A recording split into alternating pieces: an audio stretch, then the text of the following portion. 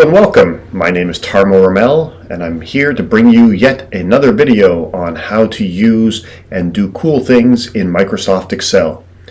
Today we're going to look at building flow diagrams.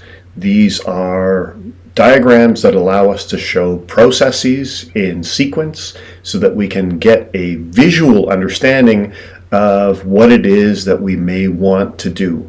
The example that I will use relates to some work from geographic information systems, but this can be applied for anything.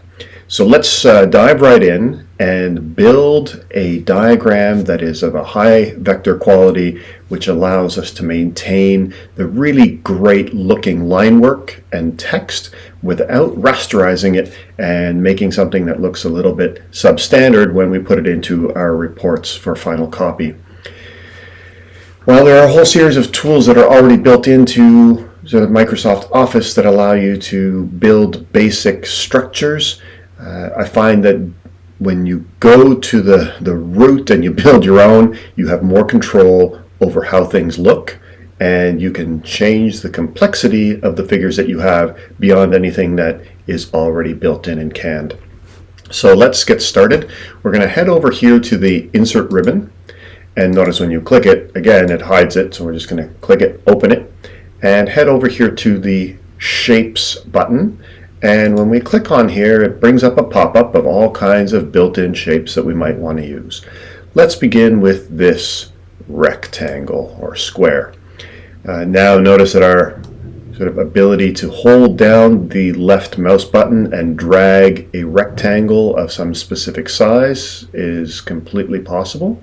So I'm just going to draw something that looks this size, and it's going to automatically fill it and draw a boundary around it using the default colors that have been set up.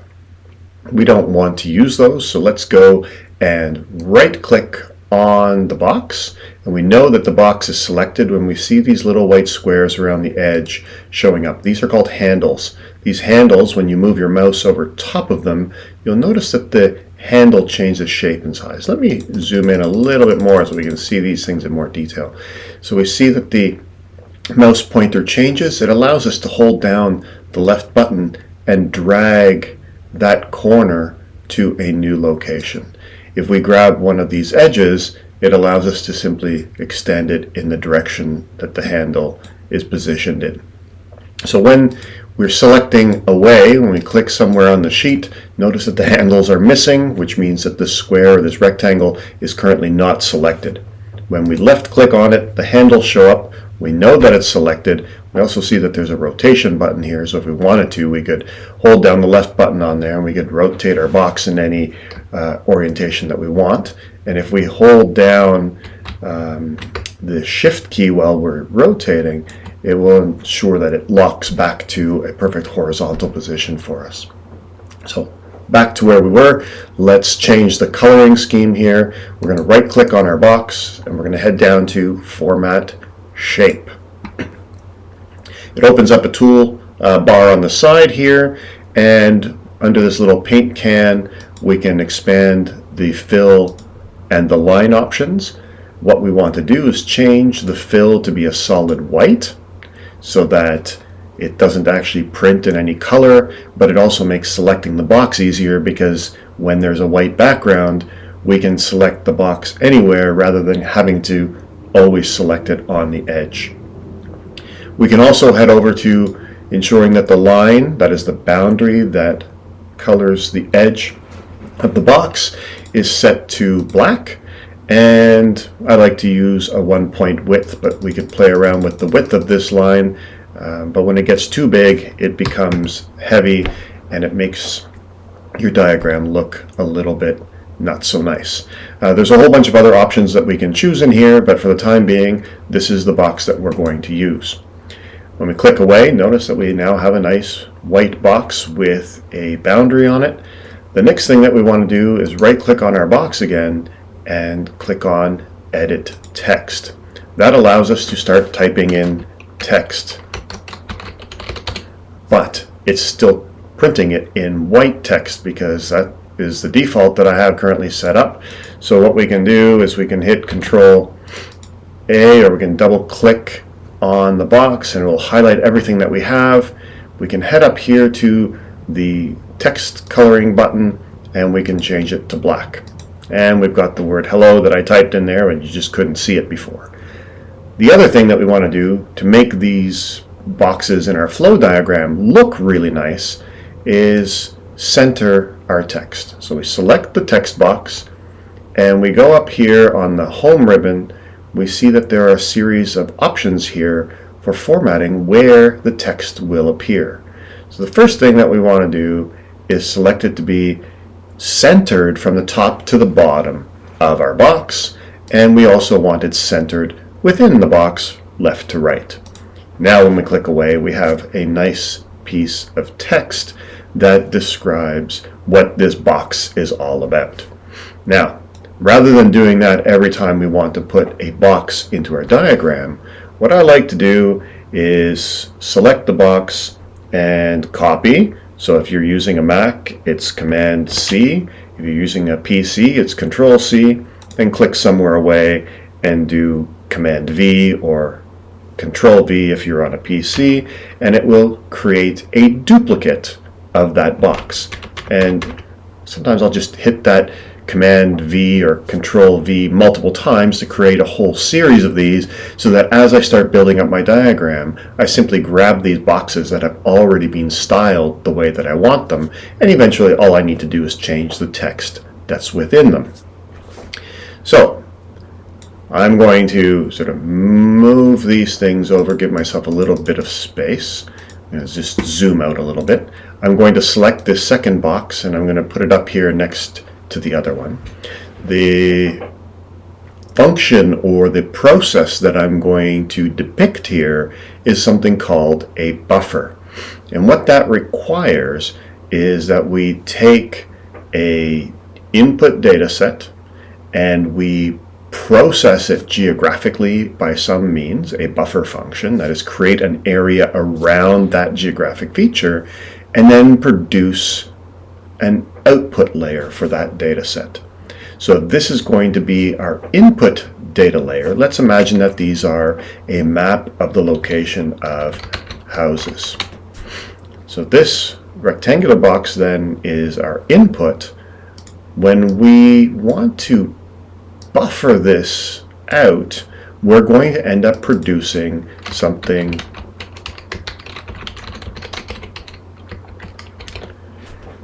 that has a name in the box that makes a lot of sense. So if we want to take each location of a house, imagine the houses are represented as points in some geographic space, and we want to define a 200-meter buffer around those houses, we're going to start with this data set and we're going to produce this one, but we need a process in here that allows us to go from one data set to our output. So by default, I tend to use rectangular boxes for data, and I use ovals for processes. So let's head back on over here to the Insert ribbon, head over to Shapes, and let's grab this circle button and draw an oval. Then we're going to do the same thing because we don't want this blue fill. We're going to make it white. We're going to make sure that the outline is black and it's also 1 point so that the style of these look the same. Let's right click on our oval, edit text, and let's put in the word buffer. Oh, right, it's still white text, so let's select it all, head on over to the home ribbon and choose the black color. Very nice. And let's also center it within the oval itself. And we're going to put in the name of the function, and I'm going to indicate that it's a 200-meter buffer. Well, this is a good start, but now how do we get from houses to buffering them to an output? Well, what we want to do is we want to connect these with what are called connectors or arrows to indicate the direction of the flow. So we can head up here again to the Insert ribbon, head over to the Shapes, and we have a series of predefined arrowheads that we can choose from. We can choose the one that has one arrowhead because we're simply going in one direction. We're going to go from houses to the buffer function, and from the buffer function to the output file that we're creating. Now notice when I move my mouse over top of one of these boxes, we have these little circles show up on the margin. Mine happen to be green. They don't always have to be that way, but these are our connection handles. So they're not there to resize the box, but if we put our mouse pointer on top of them and we drag with our left mouse button depressed, notice that it's drawing the arrow, and as we get close to another feature, its anchor points show up, and if we move close, you see the arrow just snaps to those locations. That helps us to create connections that are tied to the object, but they also ensure that when we select one of these boxes and we move it around, the arrows move around with it. And it also means that we're not eyeballing where the connection is being made to the shape, but it's always being made to a consistent location, which means that eventually our figure is going to look more consistent. And we're going to see that in just a moment. The thing that I want to point out here is that this arrow is blue, and I don't like how it's styled, so I'm going to change that by selecting with the left mouse button the arrow. And we can then right click and go to format shape, but I've already got the tool set open here on the side, so I'm going to change this solid line to be black. I'm going to also make it 1 point so that everything here that is a line has the same width and the same color. It makes it look very much consistent. And while you might like that arrowhead, I'm going to change the size and the form of it because I've got my own personal tastes, but you can use whatever you like. So the end arrow size, I'm going to make it a little bit longer, and I'm going to change the arrow type to be a little bit more stylistic. So there we have this nice little arrow that connects these two features. Then, rather than go through that entire process again, I'm simply going to select my arrow. I can right click on it and hit copy, head off to the side here and hit paste, and I could do that multiple times. I could highlight it, I could do Command C and then Command V multiple times, or Control C, Control V if you're in PC world, and basically create a series of instances that I may want to use over and over again. Then I can just select my arrow. I'm going to take this one anchor point on one end and I'm going to connect it to the bottom of my oval, and I'm going to take the top and holding the left mouse button down, I'm going to connect it to the handle here for my output. So there we have our first flowchart. It doesn't look really great. The problem here is that the alignment of these boxes and ovals and the arrows aren't all nice and straight. So let's fix that as well, just so that we have something that looks really professional. We're going to select the houses button, and we're going to hold down the shift key or control key depending on whether you're using Mac or PC, and you're going to select both of these rectangles, and we're also going to select the oval in the middle. So notice that there are handles on all three of the shapes. We don't need to select the arrows because the arrows are already attached to our boxes and our ovals. So those shapes are already connected. We're then going to head over here to the shape format tool, and we're going to scoot over to this align button. When we hit the align button, what we want to do is select align center, and notice that it brings all of those objects that we have on our page nicely into alignment. The problem is that the spacing between these top two objects and the bottom two objects isn't necessarily consistent. We have eyeballed it when we put it on the screen. What we want to do is really make it look perfect. So we're going to head again with leaving these things selected back up to the align button, and now we're going to distribute things vertically. and it's going to adjust the positioning of those so that they're not eyeballed into place, but they're now absolutely perfectly spaced vertically.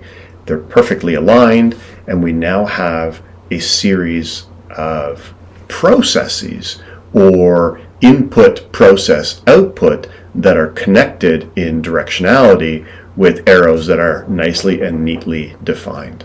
Now this is really great, but what we often want to do is then build onto this diagram and keep adding boxes and adding ovals and arrows, and we can do that as we move on, but sometimes we need to move things around on the screen, and if these things are already organized nicely, we don't want to have them get messed up. So what we can do is we can again simply select all of the pieces that are already connected, so the boxes, the ovals, and the arrows, so that everything has the handles showing on them. And then with our mouse on one of those objects, we're going to right click, head down to group, and select group. And what that does is it puts all of those selected objects into one container object, so that we can now simply select it and move the entire thing around as a unit. You can imagine that if you have a whole series of different components that you're trying to piece together into a flowchart, that moving big pieces together without them accidentally getting out of alignment becomes a relatively important step. So I'm going to zoom out a little bit here so that we can see a little bit more detail. I'm going to add to this diagram by simply selecting this object and copying it and pasting it, assuming that these are something different. I'm going to take these arrows and I'm going to move them out of the way just so that they're not going to get into trouble here.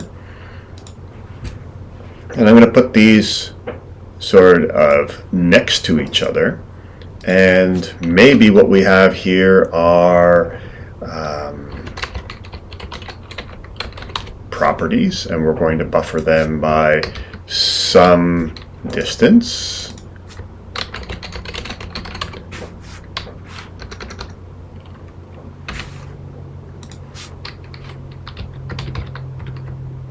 And when we do that, we have now instantly replicated a buffering process, and we haven't had to redraw the whole thing because we've already got the unit built. We just rename things so that we know what it is that we're doing. Now, if we want these things to align nicely, what we might do is just select both of those objects, head up again to Shape Format, Align, and we can align on the top. And now these two pieces of this flowchart are perfectly aligned with one another. Now maybe it's the output of this process and this process that we want to then put into an additional process. So we're going to copy this oval. I'm just going to paste it over here. And we've got this process that is going to perform an overlay. Again, it doesn't really matter what these are if you don't do GIS work. It's simply a way of taking two data sets and putting one on top of the other and finding out where things are in common. Now, the problem here is that it's going to be the output of this and the output of this that are going to go into this function, and those are going to produce a new output. So let's take this down here. Let's connect this process to this output. Let's select these two boxes and go to Format Shape, Align. We're going to align center, make sure that those things are nicely aligned with one another. We're going to right click, head over to Group, and we're going to group them. And then I'm going to select all three of these, and I am going to distribute them horizontally, so that now this one is nicely centered between these two. Now, what we need to do is take the input from here over to here and from here to there, and there's different ways that we can do that. We could connect this arrow like this, and we could connect this arrow over on the other side, and we've got something that is relatively neat and clean. Let me just zoom in here just a bit so that we can see it a little bit better. So we have this input goes through this process, produces this output. We have this input goes through this process, gives this output.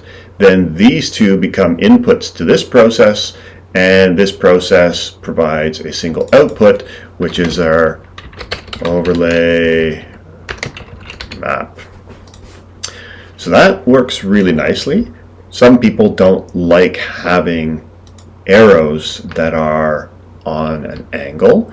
Some people like things that are perfectly vertical or horizontal and no diagonal elements. Well, that can be done also really easily. So we can head over to the Insert Shapes button, and notice that we have these angular arrows, and now we can draw our arrow from one box up here to the other, and it automatically makes the angles 90 degrees. Of course, we've now need to go back and change the color to be black and ensure that it's 1 point in terms of its width. Oh, and the arrowhead here isn't consistent, so let's go back and change what that arrow looks like so that everything is always the same.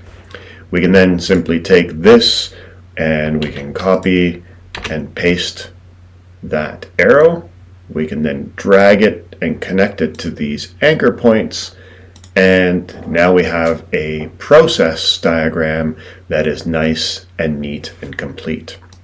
We can take all of these pieces, select them, right click, group, and head over here, and now we've got something. Oops, wrong one. If you accidentally grab a subcomponent of a group and you move it by mistake, you can always use Command Z or Control Z and it goes back to where it was before. I'm just going to click away, but we now have this unit. Oh, I forgot to pick up one of those arrowheads.